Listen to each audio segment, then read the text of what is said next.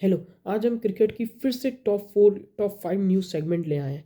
अभी अभी मैंने एक रिसेंटली वीडियो अपलोड की जिसमें टॉप 5 क्रिकेट न्यूज़ मैंने आपको दी है।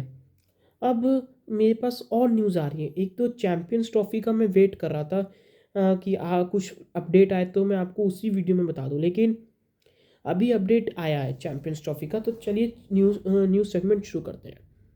चलिए, चैंपियंस ट्रॉफी की बात हुई तो उसी की न्यूज़ सेगमेंट से शुरू करते हैं।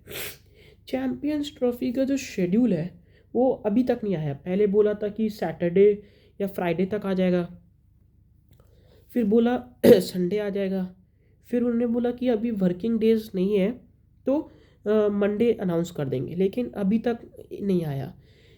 एक छोटी सी प्रेस रिलीज करके अनाउंस करना है। शेड्यूल कोई बहुत बड़ी चीज़ नहीं है, आप 10-15 मिनट के अंदर अनाउंस कर सकते हैं। लेकिन जो मेन चैलेंजेस हैं वो पाकिस्तान के स्टेडियम्स हैं। जैसे रावलपिंडी तो आउट हो गया बिल्कुल, उसकी जगह दुबई में मैचेस होंगे।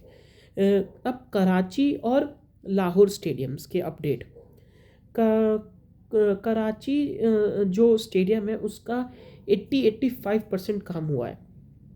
लाहौर में लाहौर का भी 80% काम हुआ है। और चैंपियंस ट्रॉफी को सिर्फ 2 महीने बचे हैं, ना स्टेडियम्स का काम हो पा रहा है। और जो डेडलाइन दी थी आईसीसी और जो पाकिस्तान के चेयरमैन हैं मोहसिन नकवी, उन्होंने कहा था 31 दिसंबर तक हो जाएगा, लेकिन ये पॉसिबिलिटी अब नहीं नज़र आ रही है। एक तो शेड्यूल की दिक्कत, ऊपर से स्टेडियम्स का तैयार ना होना। 1400 करोड़ खर्च किए हैं। और 1996 के बाद तो आप आईसीसी इवेंट होस्ट कर रहे हैं, आप स्टेडियम्स आपके रेडी नहीं है। आप चाहते हैं हमें इवेंट और मिले, आईसीसी इवेंट्स। अब 2 महीने बाद चैंपियंस ट्रॉफी बची है। लाहौर को लाहौर के पास बड़े बड़े मैचेस हैं, सेमीफाइनल और final. If India not reaches final in Champions Trophy, then final goes to Lahore. Karachi को भी अच्छे खासे अमाउंट के मैचेस मिले हैं। दुबई को तो सिर्फ इंडिया के मैचेस मिले हैं, तीन ग्रुप स्टेजेस के, एक सेमीफाइनल, एक फाइनल, अगर इंडिया पहुंचती है तो मतलब आप चैंपियंस ट्रॉफी जैसे बड़ा इवेंट होस्ट कर रहे हैं, 1996 के बाद आपको कोई इवेंट मिला है, तो आप स्टेडियम्स पे मैं काम ही नहीं किया आपने। वही 1980 1970 के स्टेडियम्स बने हुए हैं। आपने अपने आप को इम्प्रूव करने की भी कोशिश नहीं की। अब कोई इवेंट मिला है 1996 के बाद तो आप स्टेडियम्स रेनोवेट करा रहे हैं, नया बना रहे हैं स्टेडियम्स। और उसमें भी 80-85% काम हुआ, जब तक कि डेडलाइन आपको 31 दिसंबर की दी हुई थी। 1 महीना 1.5 महीना रह गया चैंपियंस ट्रॉफी के लिए। तैयारी होती है, मार्केटिंग पॉलिसीज होती हैं, बहुत सारी चीज़ें होती हैं। चैंपियंस ट्रॉफी का शेड्यूल भी नहीं आ रहा है। तो आईसीसी को ये सब पे अब आप आप लाइटली नहीं ले सकते हैं। चैंपियंस ट्रॉफी भी एक आईसीसी इवेंट है, आपको मेहनत करनी पड़ेगी। जाइए, अपडेट लीजिए रोज़। चैंपियंस ट्रॉफी के जो जो छोटे छोटे मामलात हैं उनको रिजॉल्व करके तुरंत शेड्यूल निकालिए। स्टेडियम्स पे जाइए, पाकिस्तान में जाइए, बोलिए चेयरमैन को, पीसीबी को, उनकी गवर्नमेंट को कि आप स्टेडियम्स रेडी करिए जल्दी से। चलिए दूसरी न्यूज़ की तरफ चलते हैं। बांग्लादेश और वेस्ट इंडीज़ का फर्स्ट T20 खेला गया, जिसमें बांग्लादेश ने 7 रन से जीत लिया।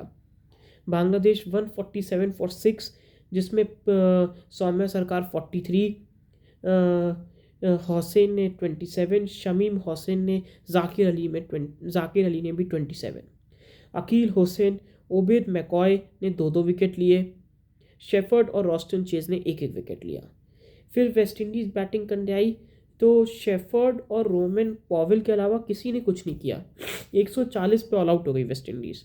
रोवन पॉवेल ने 60 रन मारे, शेफर्ड ने 22, जिसमें मेहदी हसन मिराज जो प्लेयर ऑफ द मैच भी बने, उन्होंने 4 विकेट लिए।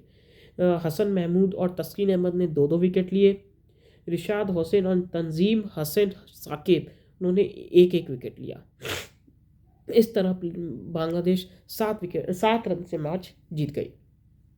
चलिए थर्ड न्यूज़ की तरफ चलते हैं। एहसानुल्लाह वापसी कर रहे हैं। उन्होंने नेशनल कप T20 जो पाकिस्तान का डोमेस्टिक टूर्नामेंट है उसमें उन्होंने वापसी कर ली।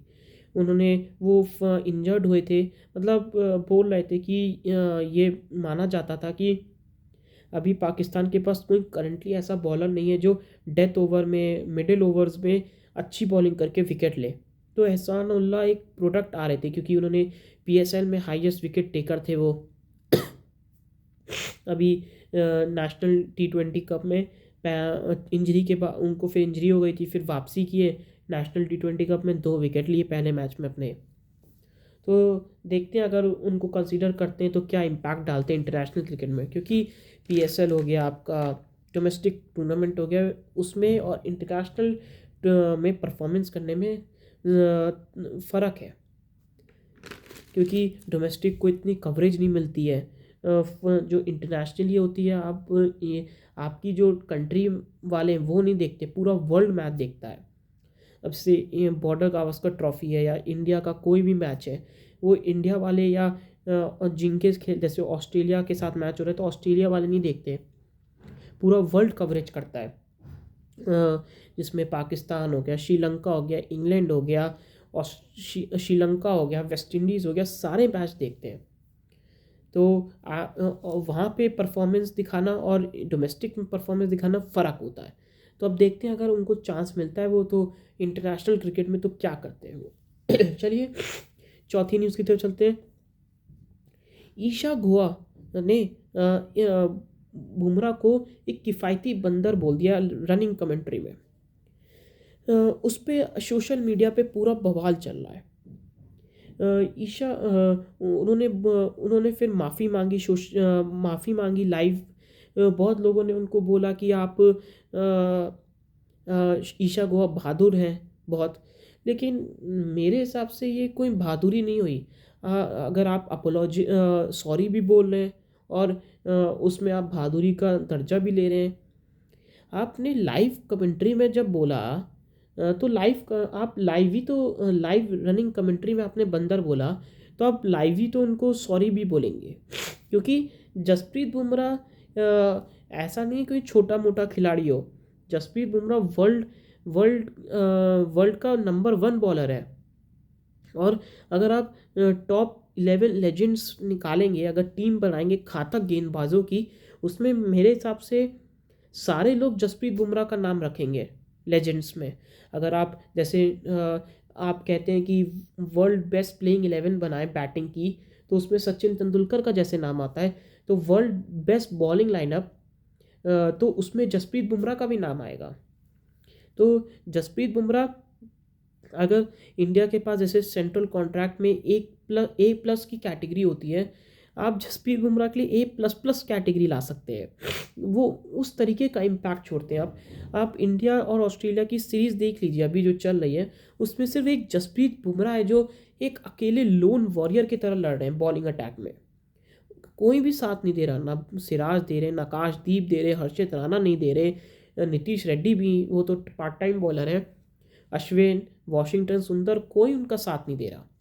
लोन वॉरियर आज भी 6 विकेट लिए जसप्रीत बुमराह। पिछले टेस्ट मैच में भी 3-4 विकेट, पहले टेस्ट मैच में 5 विकेट, 3 विकेट। मतलब जसप्रीत बुमराह इकलौते लोन वॉरियर है। तो ईशा गुहा ने सॉरी का मैसेज इस तरह लिखा, I am trying to frame the enormity of his achievements word, and for that I am deeply sorry. As someone who is also from South Asian heritage, I hope people would recognize that there was no, मतलब उन्होंने बोला, मतलब वो तारीफ करना चाह रही थी, लेकिन जो शब्द का प्रयोग हुआ वो गलत हो गया।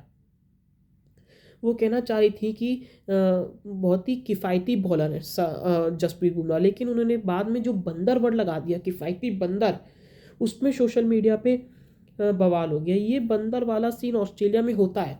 आपको याद होगा एंड्रयू साइमंड्स और हरभजन सिंह के बीच पे भी द ग्रेट मंकी गेट के नाम से वो सीन जाना जाता है। 2008 में टेस्ट मैच में वहाँ पे भी ये हुआ था। तो ये ऑस्ट्रेलिया में ये चीज़ आपको पिछली बार जो बॉर्डर गावस्कर ट्रॉफी हो रही उसमें भी ऑस्ट्रेलियन फैंस ने काफ़ी कुछ इंडिया फील्डिंग टाइम जब इंडिया फील्डिंग कर रही थी तब बोला गया था। तो ऑस्ट्रेलिया में ये थोड़ा ट्रेंड चलता है। तो ईशा गुहा जो इंडियन ओरिजिन की है, उनके मम्मी पापा इंग्लैंड चले गए थे, उन्होंने फिर वहाँ पे इंग्लैंड की तरफ से ईशा गुहा ने क्रिकेट भी खेला, 100 के ऊपर खेले हैं मैचेस भी। नो डाउट वो 2012 से कमेंट्री कर रही हैं। नो डाउट उनका वो कमेंट्री में बेस्ट है, वन ऑफ द बेस्ट हैं। लेकिन आपको थोड़ा सा शब्द को यूज़ करना सीखना पड़ेगा। मतलब आपने और लोग रवि शास्त्री और काफ़ी लोग बोल रहे हैं कि ये बहादुर लेडी है, इन्होंने सॉरी बोला है लाइव स्क्रीन पर। तो आपने लाइव स्क्रीन पर ही तो उनको बंदर भी बोला है, तो लाइव स्क्रीन पर ही तो सॉरी मांगेंगी। तो ये अभी सोशल मीडिया पे काफ़ी चल रहा है। चलिए, अगर आपको मेरा न्यूज़ सेगमेंट पसंद आए तो लाइक करें, शेयर करें, सब्सक्राइब करें।